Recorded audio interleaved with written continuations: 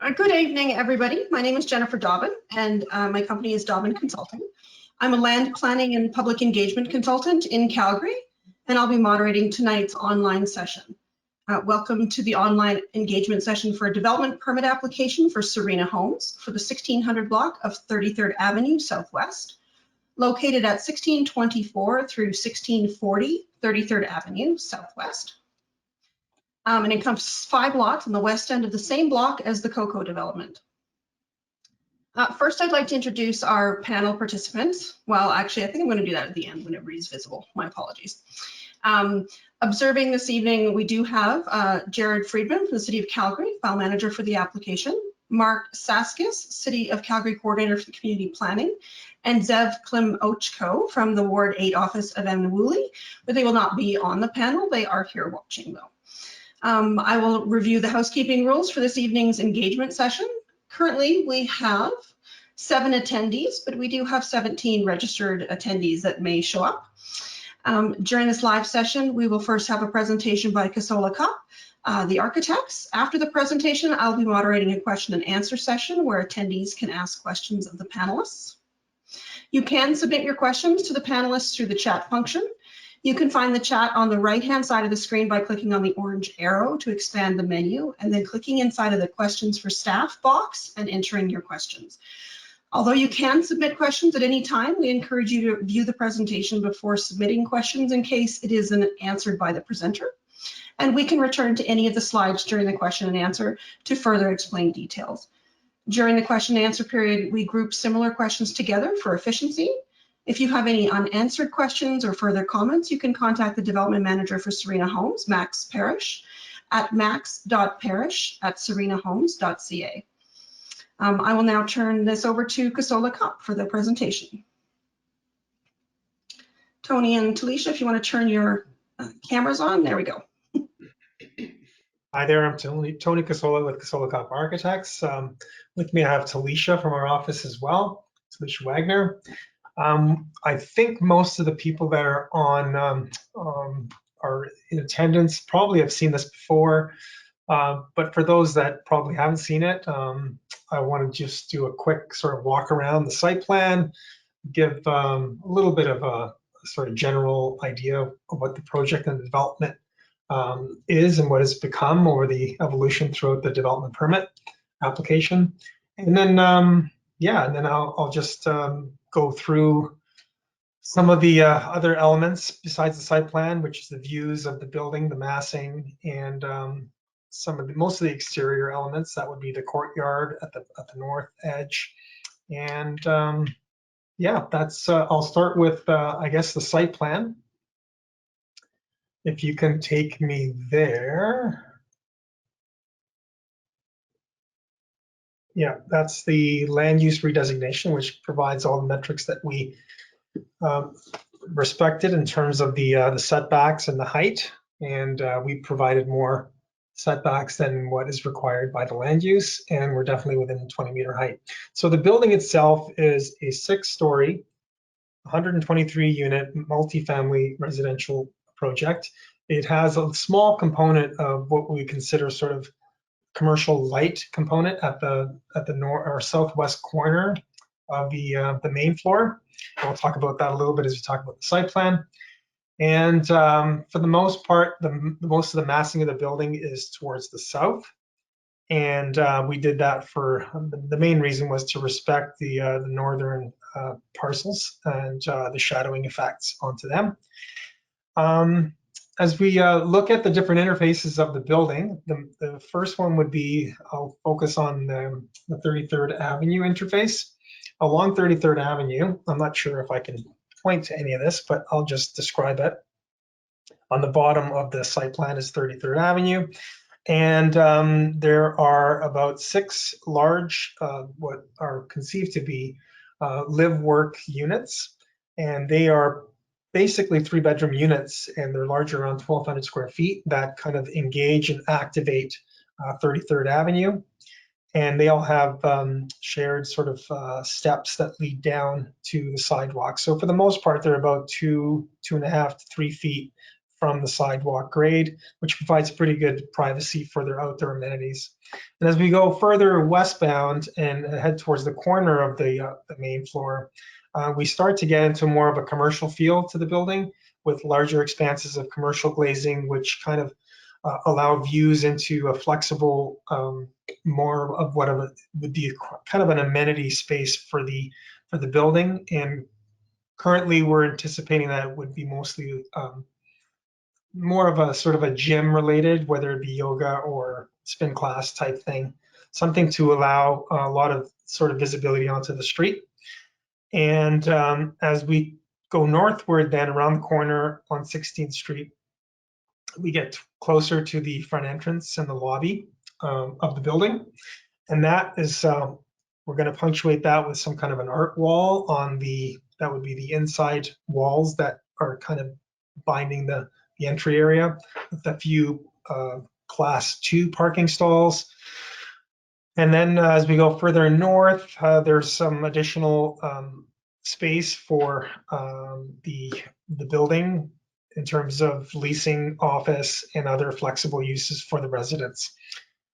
And then as we get to the lane that is at the north end of the site, we turn the corner and there's a waste and recycling area with the waste and recycling right off of that sort of loading, sort of lay-by. And that's going to function as a loading stall and as a waste and recycling area, so that as people move in and out of the building, they can park back there without interrupting the flow along 16th Street or affecting any of the off-street parking. So that we feel works really better now because we've provided much more convenient access from the courtyard and by default to that loading area as well. And then after the waste and recycling area, there's obviously the massing sets back, providing that opportunity for the outdoor garden that we've considered a courtyard for the whole building. And it provides a number of uses back there for the residents. It has a little sort of outdoor theater, has bocce court, sort of a pet play area, and also has on the bottom of it, that would be the private amenities for those units that engage that space. So, and they're provided some privacy with some taller grass sort of landscaping to define their private space to the courtyard, more semi-private space. And then this slide shows some of the images that helped us kind of develop those uses and just the vision for the whole courtyard. And then also in the courtyard is convenient access to the bicycle storage, or one of the bicycle storage areas. This bicycle storage in particular, you can see on the bottom right of that courtyard image, provides really convenient access for the frequent users, bicycle users. And I believe there's probably about 20 or 30 stalls in there. And that's probably going to be a really good number for the amount of frequent users that we anticipate. And then there's further class 1 stalls in the parkade itself. We're not going to get into the parkade at all. We really wanted to focus more on what was going to affect the community at large here. And didn't talk anything about the parkade at this point, but the parkade entrance is really just as you get past the pet play area. The parking garage occurs on the northeast corner of the parcel. And that effectively what you'll see from the lane is a garage door that's kind of set back by about 3 or 4 meters. And then that'll open up and allow you to go down to the parkade. But that provides all of our parking at about 127 stalls, which is really just above 1 per unit for the building. And that would include all the visitor stalls as well. And I think down in the parkade, as I mentioned, we have all the bicycle storage, the remaining bicycle storage, and also some tenant storage, or let's call it resident storage. And then in addition to that, some other minor amenities such as pet wash area or pet grooming areas. I think that's all I wanted to touch upon for the site plan. And then on the west, the east interface, I think we have about a 3-meter setback, and it's just landscaped with grasses. And then there's also an exit off of that as well. we tried to minimize the overlook from one of the balconies.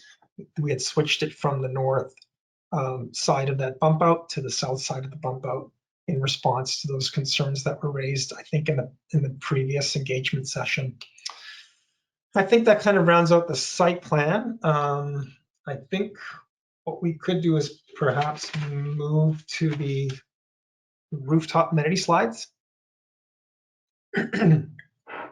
So by carving off a little bit of the massing on the sixth floor, this doesn't show up on here, but we allowed for an opportunity to create an outdoor amenity that provided more views and sunlight. And one of the things we were concerned about all the time was privacy, of course, because this interfaces with the neighbors to the north. And so we provided, and some of these images show a few screen ideas and then how the seating is oriented sort of back against the parapet, looking inward, and then providing some sort of trellised space defining elements that can have some lighting. And then of course, areas for casual lounging and food prep, barbecue areas, and outdoor dining. And I think we could probably go to the views slide. I think that's probably the next one. Yeah. So this gives you a good idea, like looking around the building. These are sort of modeled views. We have a rendering of the last slide to give it a sense of the materiality. What we really focused on here, given the length of the building, was to kind of break up the massing along 33rd into these really prominent sort of tower elements of brick, and then punctuate that with the balconies in between. And then as you turn the corner, you can see in the southwest corner that shows that sort of commercial feel to that 33rd and 16th corner that allows views into the amenity spaces, into the lobby. And yeah, and then the back courtyard, although it doesn't show the vegetation in the courtyard, we anticipate that will be back there. And the northwest corner shows kind of how you transition from the lobby to the laneway and how that kind of all works. I think that rounds out the description of the site plan and the massing. I think we can move on to questions, Jennifer. Thank you. If the panelists want to reactivate their microphones and video, I can introduce everybody here. So if you want, we've got Max Parrish, who is the development manager for Serena Homes. Nazim Virani, who's the owner of Serena Homes. We've already heard from Talisha and Tony with Kasolika. And I do have a couple early questions that have come in. We'll give you a quick one. What action will be taken to reduce rooftop, oh, now they're coming in quickly and it moved, sorry, the rooftop noise from the HVAC units? Tony, do you have any thoughts on that? Rooftop noise from the HVAC units. Okay, yeah. I'm just trying to picture this. So the only rooftop units that we're going to have on this development that we anticipate are going to be corridor pressurization units. So they effectively provide fresh air to the corridors, but not to the units themselves. So with the new building code that came out, I guess now it's been 3 years, the way we provide fresh air to the buildings changed. So those rooftop units are actually quite small, and they don't really provide much noise at all. I don't believe anybody would hear them if they're more than like 20 feet away from them. So we don't consider them to be a problem at all. And they're not even that tall either, so they won't stick up above the roof at any point that you'd be able to see them from the street anywhere. And they probably situated at the midpoint of the footprint anyway, so wouldn't be able to see them beyond the parapet of the building. In terms of visual and acoustics, I don't anticipate any issues at all. We've never really had any issues with those when they were larger units, let alone the smaller units that we anticipate now. Okay. And it is screened. It's got like a full fence that matches the building. It's not like some developments you can see this massive thing on top. If you can see it from further away, it should just blend into the building because it's got a fiber cement fence basically. I'm going to go to the landscaping slide. So we have a question about at Coco, the Zen garden ended up not being, they felt not as described in the original application. When residents are purchasing, will they be granted access to this one? What is your plan for the landscape access for residents on this building?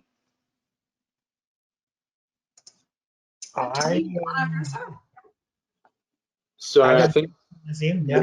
unless Naz has further insight, I think with Coco, plans developed slightly from original as we saw the viability of plants within the courtyard, whether that be through shadowing and sunlight, etc.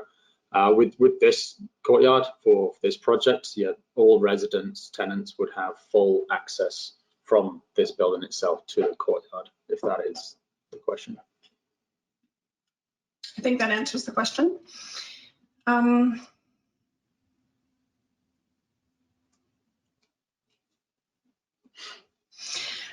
We have another question that's coming kind of stemming from Coco project, but they were saying that they had noted neighbor opposition and that there had been some scaling back on the building.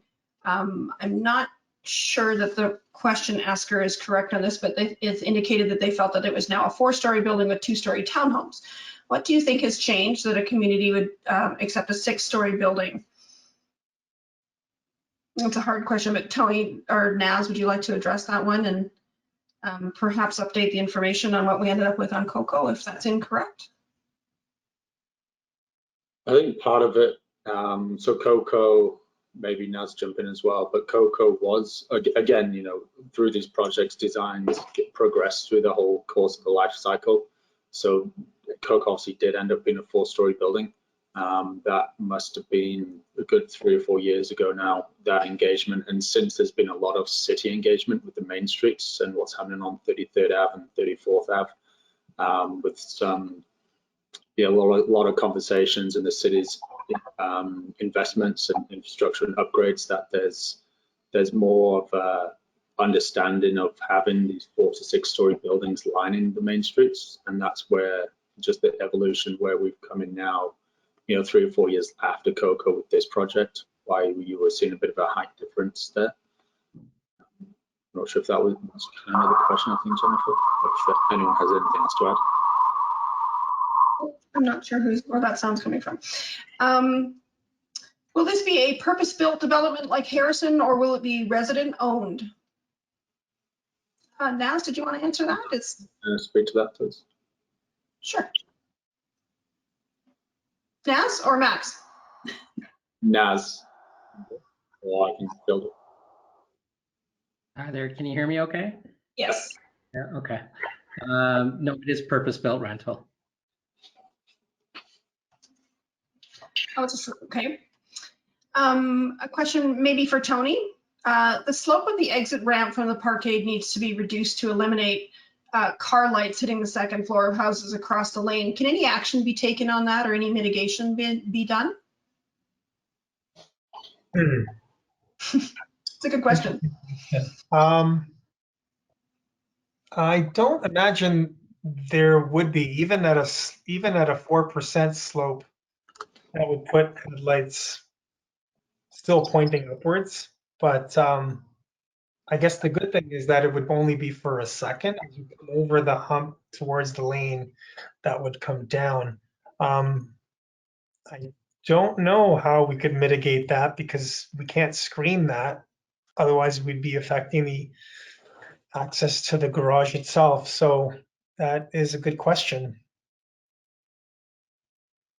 That would probably have to be something that the neighbor would have to figure out in terms of landscaping, perhaps. Maybe some strategic landscaping on the back. And I would imagine, I'm not sure exactly what's happening opposite of our garage door, if there's a garage there, but if there is a garage there, and I don't know, maybe Talisha, if there's one immediately opposite that garage door. I'm just checking this survey right now. But if that was the case, then their garage itself, the neighbor's garage, would provide that screen by default, by its own massing. So hopefully that's the case. Otherwise, you could utilize some landscaping in the backyard to do that. And I think even with a 6-foot fence up against the lane, I don't think much of that light from the headlights is going to make it through, given the angle that it would be coming off the top of that 6-foot fence. You'd have to be in a 3-story building, I think, to catch that light affecting you. Certainly wouldn't affect your main floor of your house. I hope that answers the question.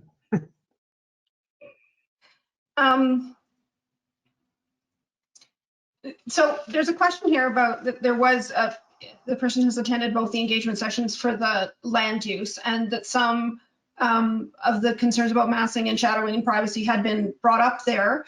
Can one of the architects speak to what sort of changes have been made to the massing to try to mitigate overlooking and shadowing and massing impact on Coco and nearby residents? Yeah, Talisha was involved with some of the late changes or modifications or tweaks that we made, certainly to the interface with Coco. And even overall, generally speaking, with the top floor, pulling back as much of the massing. As you know, with shadowing, it's always that top floor profile that creates the most shadow. So that's why we really focused on pulling back that 6th floor to minimize that that shadow line. And maybe Talisha, you can talk a little bit more about the Coco interface. Yeah, well, I can tell you on the 6th floor, we did add a barrier to prevent anyone from getting any closer than 4 meters to the side property line. So the 6th floor is set back 4 meters from the property line. And for the most part, all of the windows on that east, I always get that backwards on this for some reason. They're all bedroom windows. So for the most part, it's not like a living space that somebody's in there and you're going to see a glowing TV. The windows that are on that side are predominantly living spaces. And we did, like Tony mentioned earlier, we had a balcony on the north side of that bump out, and we've switched it to the south side. So it's the only thing it's looking at is the stairwell windows on Coco. So we did pay attention to what was looking out that side. You can kind of see on the bottom right-hand slide, like the kind of window treatments that we have. We don't have a ton of, well, we just have that one unit's balcony, which, like I said, where it's placed. Yeah, that's about it. Thank you. Is the back courtyard of the development fenced and secured, or is it open to the alleyway? Can we go back to the courtyard slide? Yeah. My apologies. There you I go. think the one before that, it has, if you look at number 3, it's, so what we're using is a trellis planter. And the idea is we wanted to have security, but also a level of visibility. And what will happen is plants will grow, so you get a little bit of light through, but it creates that sense of separation between the lane and the courtyard. And it's green, it's not just a fence or I don't know, a wall. So we thought we've kind of given the best of both worlds with this sense of surveillance, and so people in the courtyard can see what's happening. So it's not just like an alleyway that's, we're thinking of security, but also like greening our space along the edges. Yeah, we wanted to make sure that if there was anything going on in the back alley, that there was a clear visibility from the development looking into the laneway. But yet at the same time, as Talisha sort of described, we wanted to make sure we define that edge as well and provide a little bit of privacy to the people that are using the courtyard. But again, it's critical to make sure there's some eyes on the lane as well as the street. And we do have 2 exits that go through there, so we'll just have to have some kind of like out push, like you can just get right out, but to get in, you'll have to have some kind of fob. Like we'll figure that out exactly, but I'm sure the security of the building is, important to the ownership and the residents. There's also a question on the, is it possible that you could plant trees along the laneway? I think you've sort of answered that with eyes on the lane being a concern, but if you'd like to speak to that a little more. One thing that has been, we are actually trying to make the lane is 6 meters wide, and but we're trying to treat it like a 7.2 meter lane. So that extra space between the property line and our building is it's wider to create the ability for vehicle ease, just a little bit more space. It actually just gives enough space somebody could be walking down the lane and two people could be crossing by each other. So, and then another concern is that that's north facing, and we wouldn't have the soil volume that would be required really and sunlight to make anything like a tall tree live. So we're kind of treating this as a hardscaped place, way more engaging with like games. It's not just a passive green field. We're trying to, you know, have a little bit of a different concept here.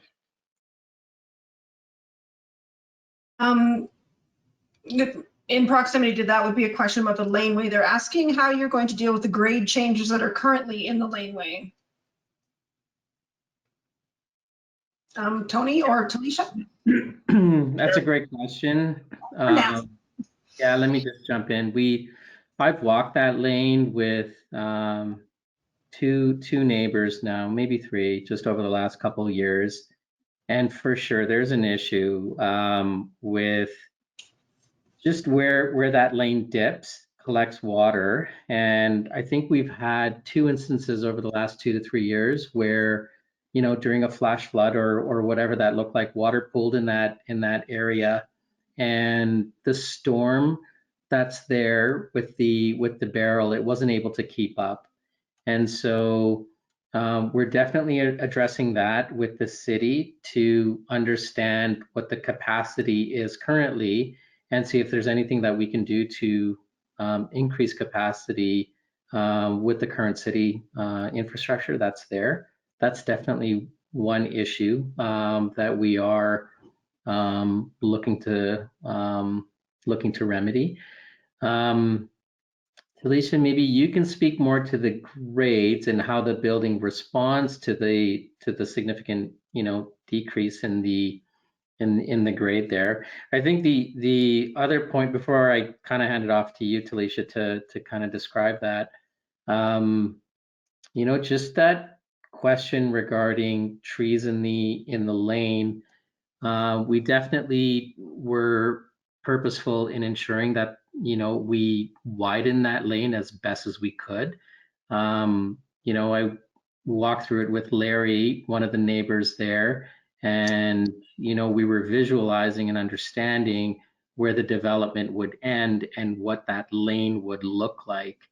And so, you know, after that and after reviewing on plan, at the end of the day, Talisha, you're saying that that lane is 7.2 meters. Is that right? So they kind of had to split the difference. So if you envision that there's 1.2 split between both property lines, so we are actually 600, so 2 feet off of our property line at the lane. So it's on plan, it looks like 7.2, but from the rear property lines of the neighboring fences, we've got a 6.8. Can I do math? It's 2 feet wider than 6 meters, 22 feet. There we go.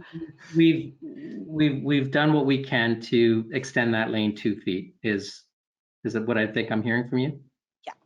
Okay. Yeah, and because with respect to the drop, because right now water is just kind of, you know, pooling in that area where the storm collects, and then it's actually just going into, you know, one of the properties along that 1600 block. So I don't know if you have the right elevation, Talisha, to kind of show how the building is responding to the grade. It's not in this set of plans. I mean, you kind of can a little bit on the northeast corner, but we'll have like there'll be like where the lane is higher. The highest point on the project is the parkade entry, and then beside it we will have a little bit of a raised wall that will kind of enclose the dog run area, and then the lane lowers down. And we've been working with our civil engineers to because we're paving the lane. And the city has standards that we have to try and get to. So I don't currently the grain changes in the lane don't meet the city standard, I mean, we have to deal with what's there. We can't change the garage entries that are there. So we have to try and we're working to improve the lane situation, have an interface with our building properly, and as well, shoot, what was the other part of the question? Oh, the water situation.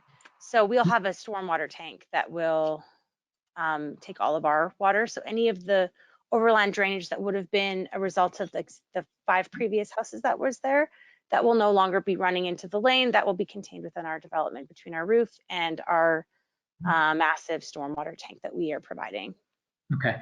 Could I ask that we have, we send out to, whichever neighbors are curious about that rear elevation on the northeast side? It'd be great to just send that out so that we can see how the building is responding to the grade at the back. So if we could just make a note of that, please. For sure. I think the other thing that we should make a note of is regarding the equipment on the roof. I'm sure there's a decibel rating or something like that we can collect from the engineer. I think it's probably a good idea just to maybe get that rating and maybe compare it to a decibel chart so we have some sort of point of reference. So we can send that out to the neighbors as well. I think this is the second, maybe third time that we've heard from neighbors that they're concerned about noise coming from equipment. So if we could do that for the rooftop units, that'd be great. Apologies. Just to return back to another laneway question. I had to ask this fellow to clarify his question. There's some concern about the width of the lane. You said that a few feet are being added on this. Do you have any other feedback from the city or information about what the city is intending to do? Because the single lane alley is problematic for vehicles trying to pass each other. This writer indicates that they see that problem at Coco happening. Is there any plan for widening? What's the width of the lane going to be? And is that going to be enough for cars to pass? Tony, maybe that's something, I mean, with your experience with all the intercity development that you've done, I mean, how does this lane compare to other lanes?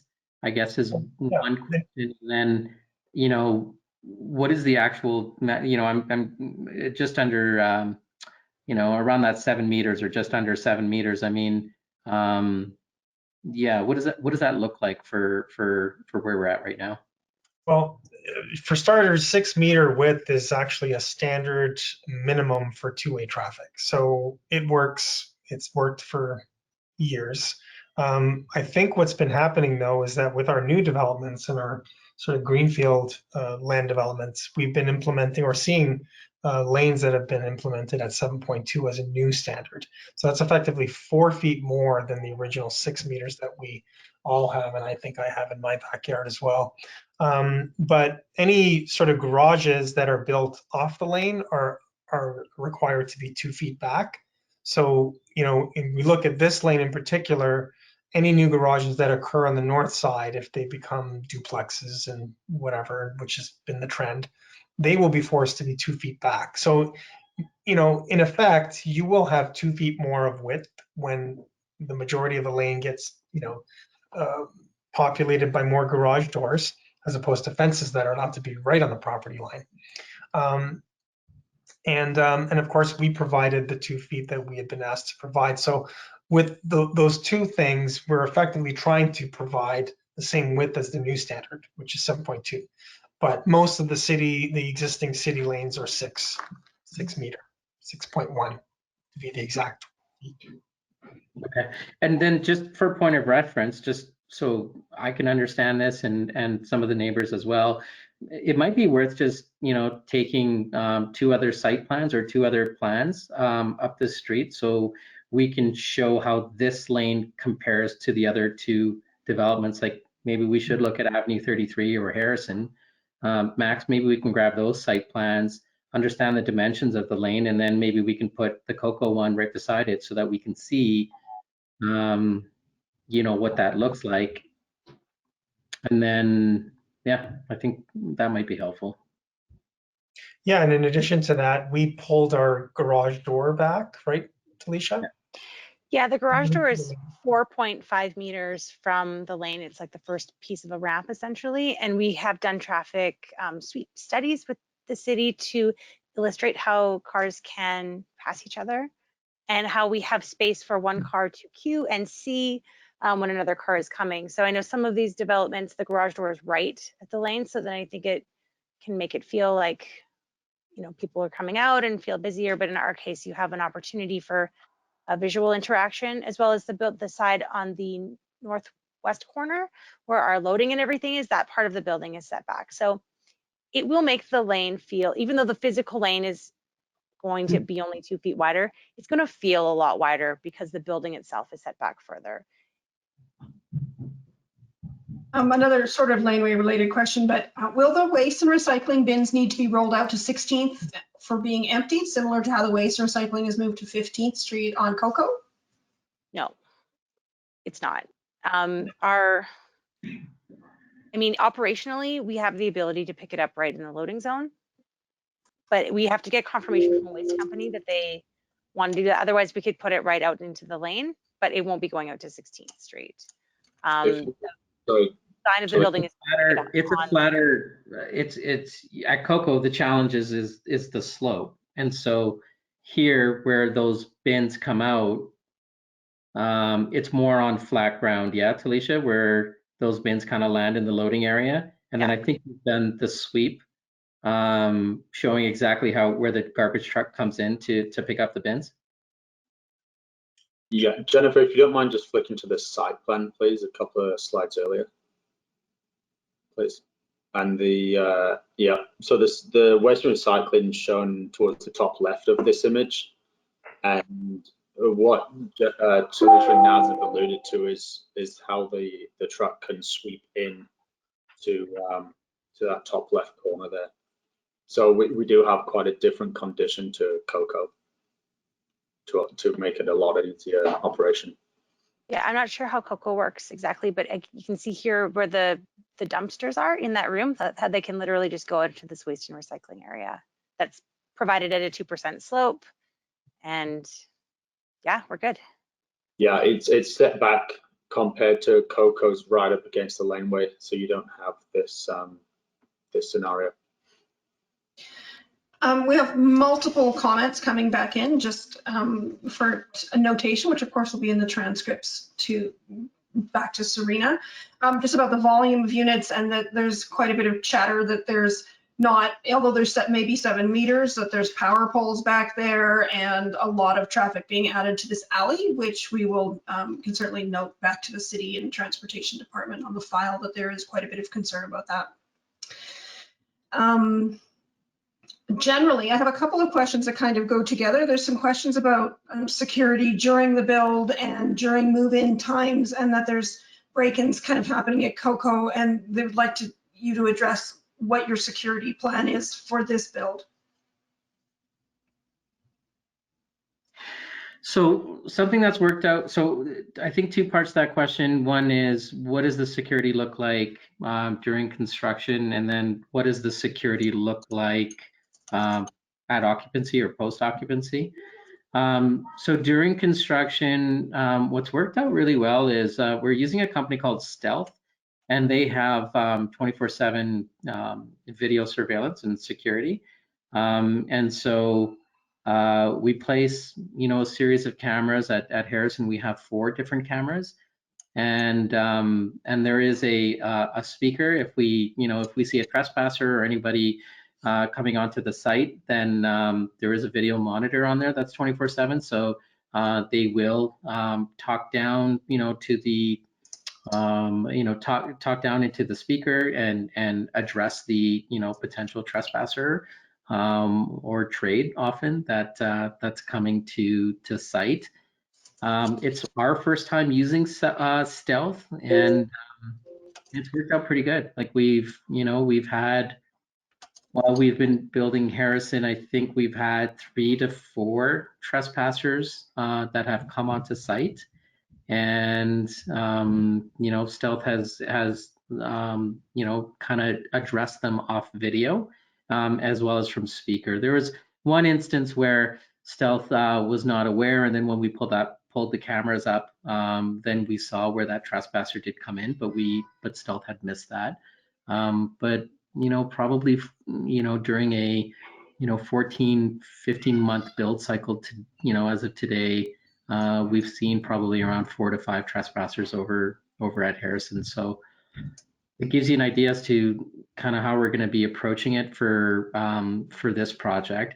With respect to security, post occupancy, with Coco, one of the things, with our access doors, the side doors, the front entry, the garbage area, as well as the back door, we did not include astragals, which are these cover plates that we put on the side of the door.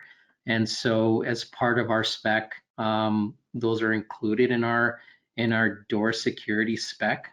We did that at Harrison, and we will be doing that as well for this project.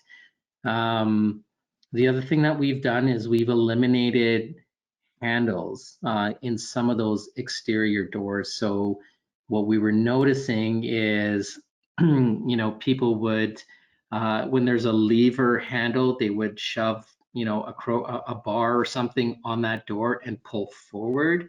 And that's what snapped off the handle, and therefore gaining access to that, to the mechanism, to the door mechanism. We've removed those.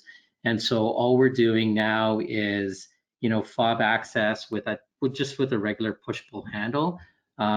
So that's something that we've learned, that we will be applying, for this project as well.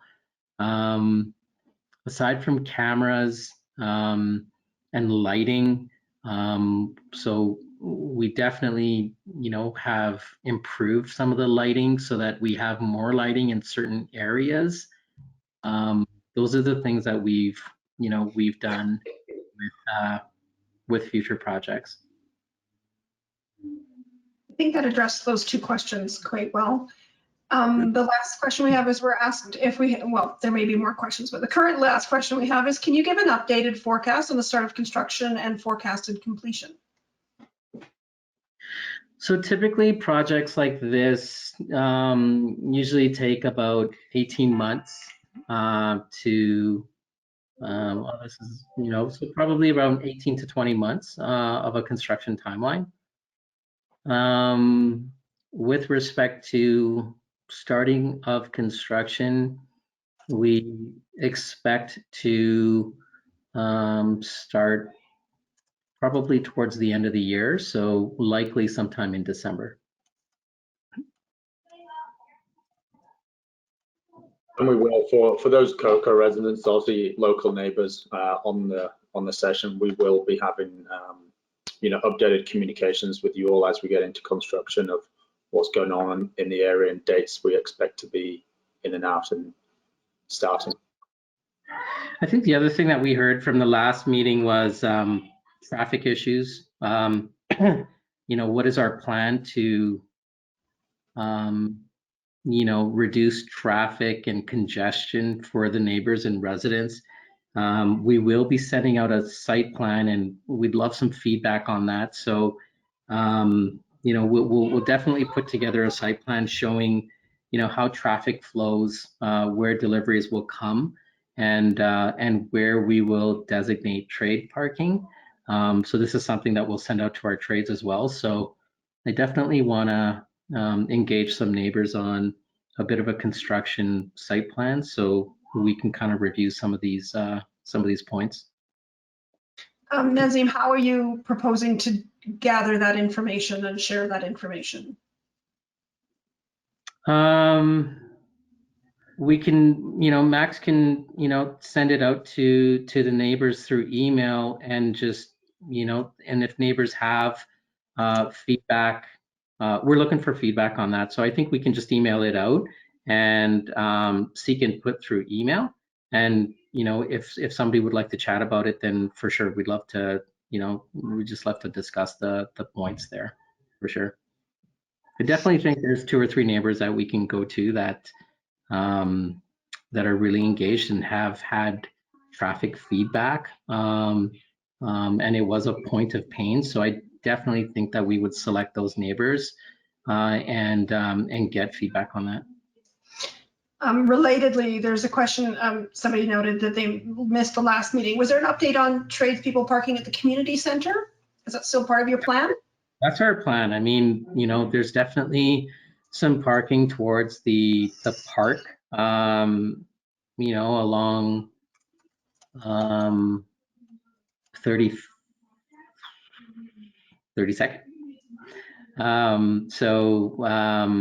There's definitely some parking along there, and definitely some parking in the by the community association. So those are a couple of, you know, designated areas where we can keep trades a little bit more concentrated in those parking areas.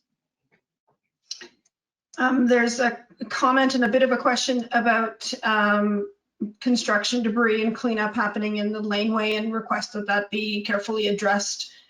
Some notice that there was a flat tire that had happened. Do you have a different plan than at Coco for your construction cleanup, or any other anything you can add to that? Yeah. Stop building with stucco, I think, is one. We're doing an EIFS stucco, and we did the same thing at Coco, where we have styrofoam applied to the exterior envelope. And one of the steps in the process is to, they call it rasp. So you rasp the styrofoam, basically taking away the smooth, you know, kind of face.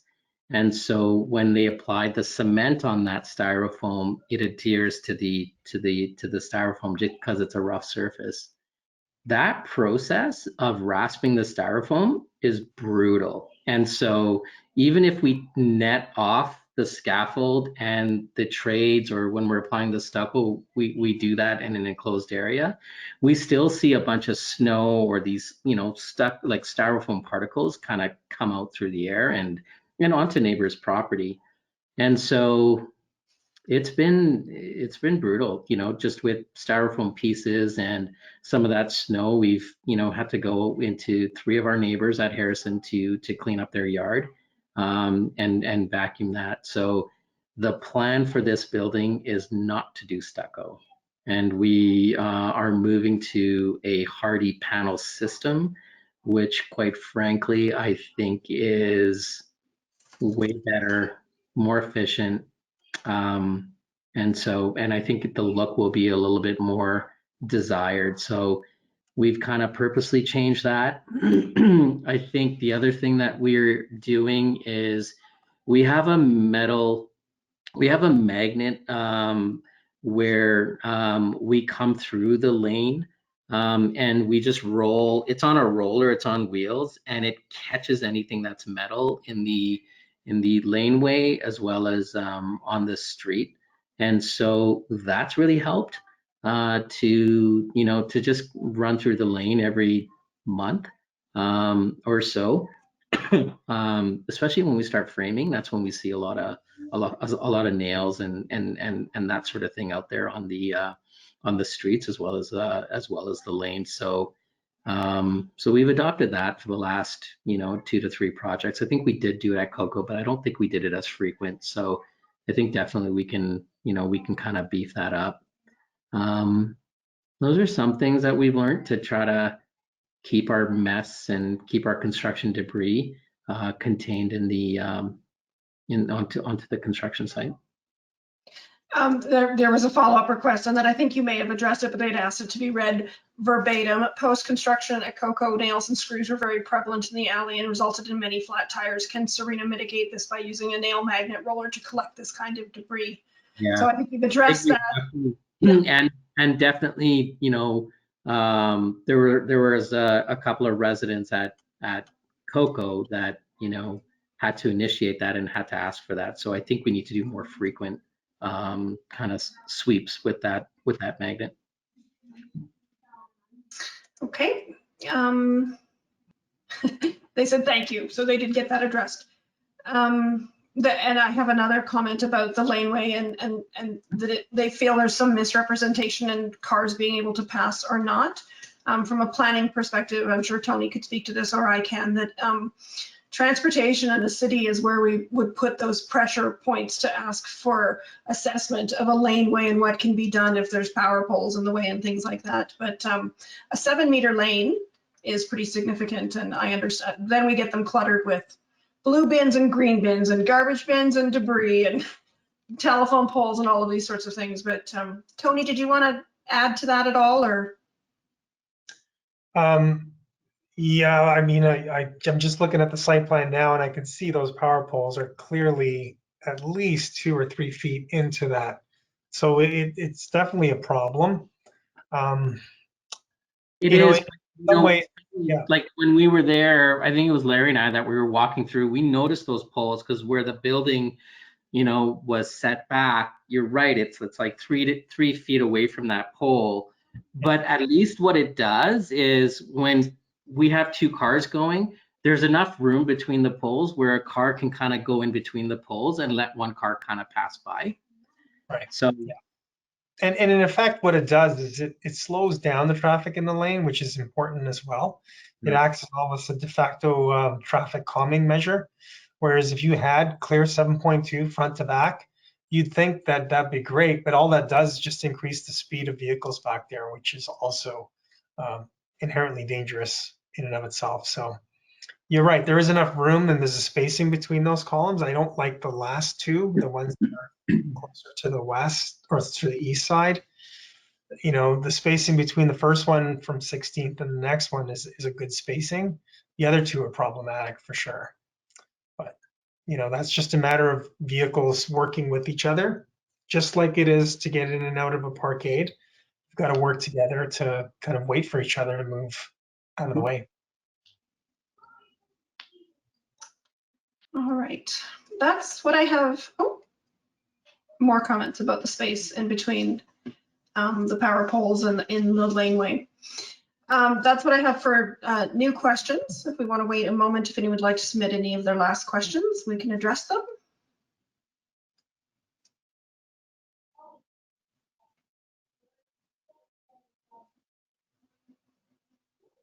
I do need the Jeopardy music.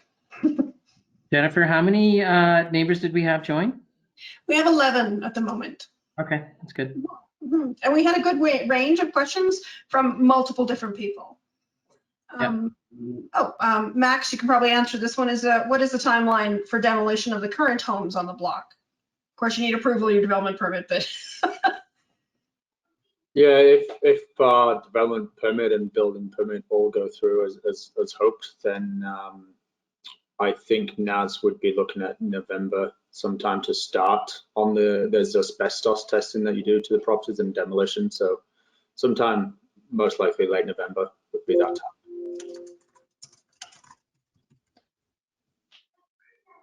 Here we go. I have a few outstanding comments, but they would be provided in the transcript, and Max will be able to follow up if anything is flagged for follow-up. Thank you, everyone. I think that's what we have for, oh, wait.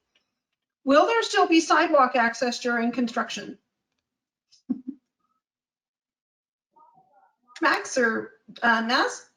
I think we'll put that in our construction site plan. Definitely, we definitely need to think through that, and we'll put that on our construction site plan for sure. Was there access maintained at Harrison? I think we closed it off and then we detoured off onto the other side of the street. Okay. And that's typical, we've seen that. It's just safer and cleaner and easier. At Harrison, what we did is we created a walkway on the street. So where where people park along the street, we extended jersey barriers or these concrete barriers onto the parking lane to create a walkway. And then we were able to take our safety fencing right up to that curb.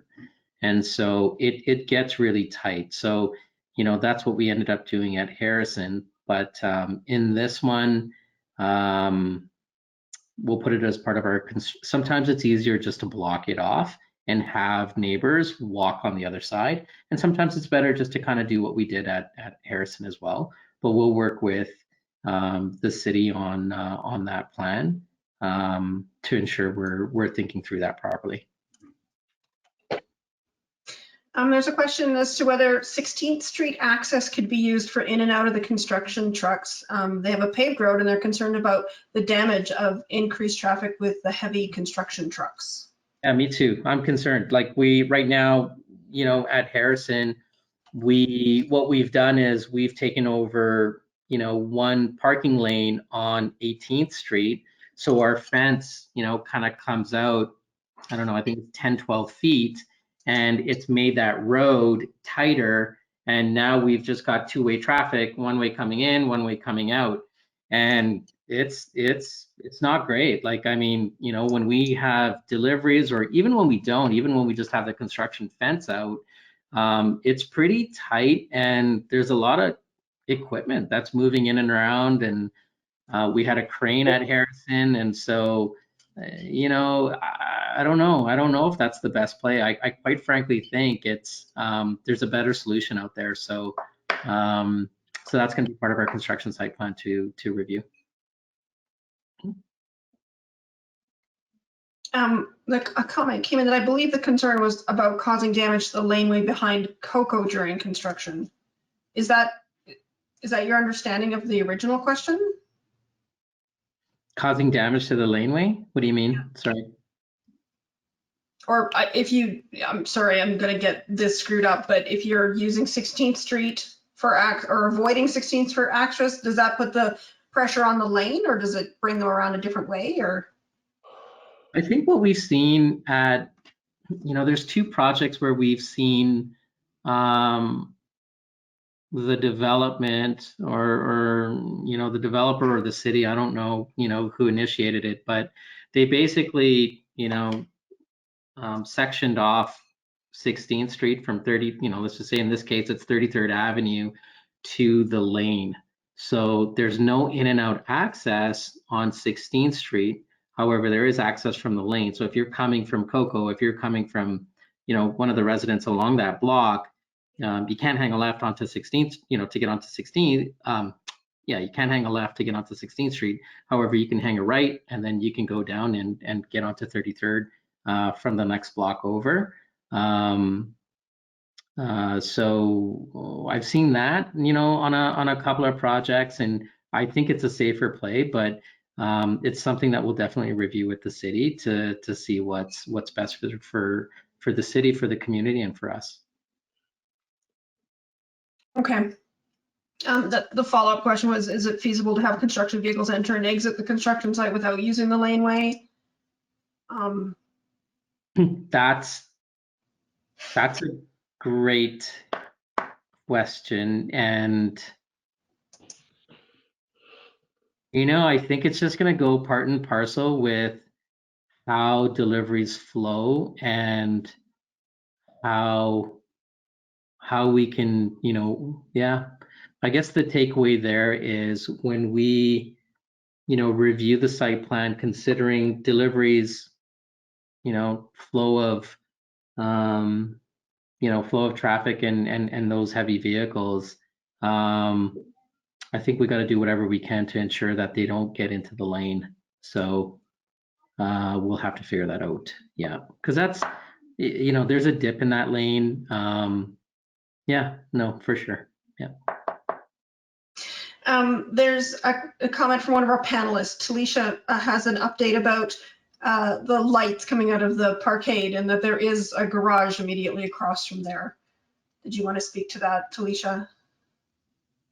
I just wanted to confirm that it's not going right into somebody's yard. It's from, like, the survey is basically, I mean, the biggest thing will be, it's good our parkade door is set back and we've got all that extra room, because the person who's coming out of that garage will just need to be mindful that the garage door is across from them, but that also does provide the screening to their home from any lights that would be coming out. We do have one final question here about the rooftop patio. I can go to that one. Where is the rooftop patio located on the building? What about lights and noise at night? So just quickly, so just for reference, that's the, like the bird's eye view of the rooftop patio. And if you just flip back to the elevations slide, please, Jennifer. Let me just get my bearings. So it's correct, on the northwest corner where the cursor is, that's the location of the rooftop patio. The northeast corner on the rooftop. Did I get that right? Yeah, Did we want to look at this? Southwest corner. It's going to be, we chose that corner because it's southwest facing, so it'll be sunny. And if you're looking to the west, you'll have a nice view, but also because when the sun is coming from the southwest, we cut that corner off to minimize the shadow. So we're basically taking advantage of this portion of the building we carved off for shadowing to give the residents a sunset view. so it actually is on the 6th floor, not on the very top roof. It's on a lower roof. Just Is above. the yellow dot on the right place on this drawing, or is it somewhere else? It was on the right spot on the elevations you were looking at. Okay, sorry. So Tony, There we go. It's on the roof of the 5th floor, so it doesn't go above the 6th floor. It's capped. It's where the yellow dot is. So this at that 16th Street. So it's basically over the lane. But you can't look out to the lane. You can see the corner of the building is actually raised there. There's just one kind of spot that it looks to the west. Okay. Any feedback on the look and feel of the building? Not in the comments, but let's leave it open. Can we for go a to the moment. very last slide so we can see like the updated rendering? And Yeah. there's quite a realistic rendering of current design. I don't know why I can't get rid of these dots on the screen. My apologies, everybody.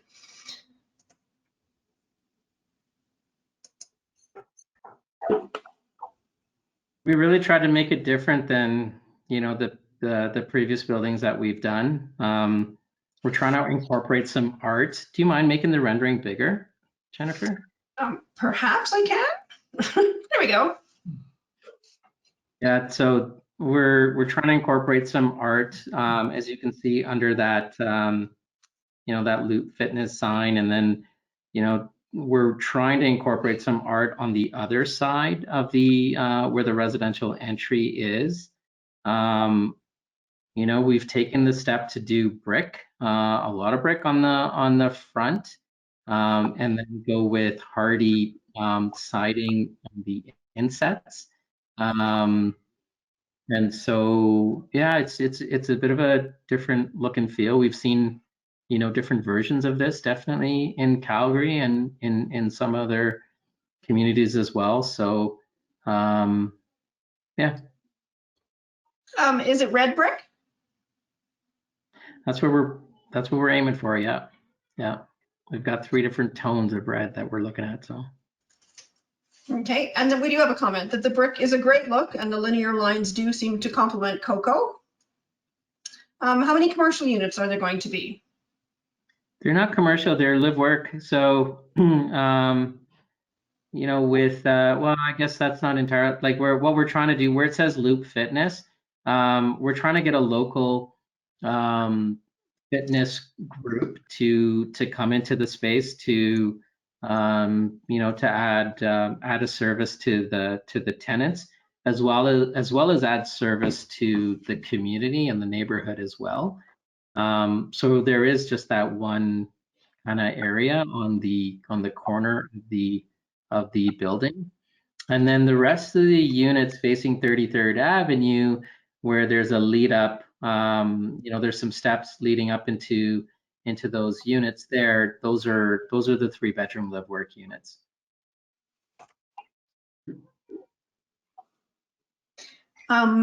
We have a comment about the frosted glass on the balconies, that they don't like how that looks. Is that for privacy for the residents, or? So frosted glass, it's interesting. Like when we were doing Coco, I think the preference was to do frosted glass on the side for 15th Street, and I think that was coming from the neighbor across the street. So that's what we ended up doing. And then I believe at Coco facing 33rd Avenue, we ended up going with clear glass. I think frosted glass is better because people don't get to see, your furniture and all of that, all that stuff onto the balconies. It's not actually frosted glass though. I think it's just the reflection. Yeah, We can talk about it if you want to do frosted glass, but it's just the light and the reflection. The spec right now is just clear. Is there like a general rule, like Tony, like, frosted between using, frosted glass and clear glass for balconies? We typically implement frosted glass where we have overlook conditions or concerns about patios that are overlooking neighboring sites. So we certainly wouldn't implement it here. And our hope is that with the amount of resident storage we have in a parkade and the convenience of that storage, that they won't use their balconies for storage. That's our hope. And they're ample sized as well, so that they're not going to be jammed with space on the balconies. But again, that's really the only time we implement frosted glass. Yeah, more compliments on the brick. It seems like, the building did go through an urban design review panel. And, one of the comments from the panel, or maybe there was a couple comments from the panel was, just the materials that were used on the building and trying to keep it boutique. Sometimes when we get into, these types of buildings, we see a lot of metal, or we see a lot of that panel where it's got the metal trim, but it's got like a cement board backer or something like that. So, we get into like commercial type materials, whereas here what we really try to do is use more residential type materials. So the hardy siding is something that you see commonly on single family homes. Same with the brick. So we want to carry that same kind of thinking so that the building comes off residential and boutique, and not, commercial with a lot of, metal or different kind of siding or interiors that we see on some of the high rise or even 5 to 6 story mid rise kind of buildings. So we were trying to we were being thoughtful about that. Okay, that's all I have for questions or comments. Will you speak, Max or Naz, any follow-up? We have some commitments from tonight that you were going to send materials out. Will there be further engagement? Will there be updates to a website? Would you like to speak to any of that? Yep. This, as previous, all content today will be uploaded to our website, engage1600.ca. With regard to actual sessions, I don't think we have current plans for another one of these. I think the level of engagement we've had to date has hopefully informed everybody sufficiently and gathered your feedback to incorporate. So from here on, it would likely be any kind of interaction through the website where there is a feedback page which comes to myself and Naz. And then, yeah, we have a couple of follow-ups with you and anyone else that in the area that we have on our email list that we'll distribute as those plans get a bit more set. A lot of it was around the construction access, etc., which is something we'll be looking into as we get closer to construction. Yeah, I think there's 3 things that that we need to do, right? I think one is the construction site plan showing the access, the deliveries, trade parking. I think the second thing is the equipment on the roof, seeing if we can get a decibel rating out to the neighbors so that they can see that. And then the laneway, I'd really like to see that, that laneway and how this compares, with the power poles. And then let's compare it to, I don't know, Talisha, maybe we can pick, 2 different kind of sites. They don't necessarily have to be Serena's. They can be anywhere. We can go to Kensington or Mission or whatever, and just to kind of show how this compares to other lanes.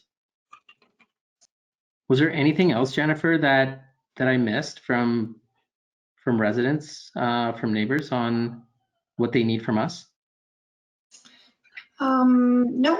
No, we just had a comment that, that I'm a little confused about the comment actually, so.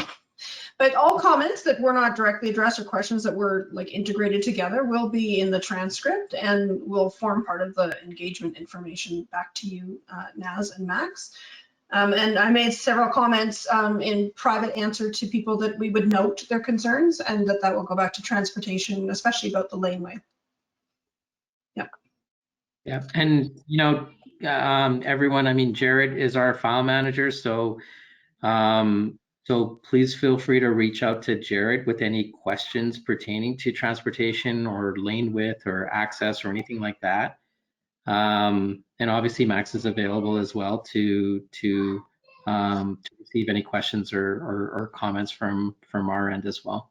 And Zev is, I think Zev is part of the call, representing the councillor's office. So, so if there's any questions, I'm sure Zev will respond to those as he always does as well. So, Thank you. Yeah.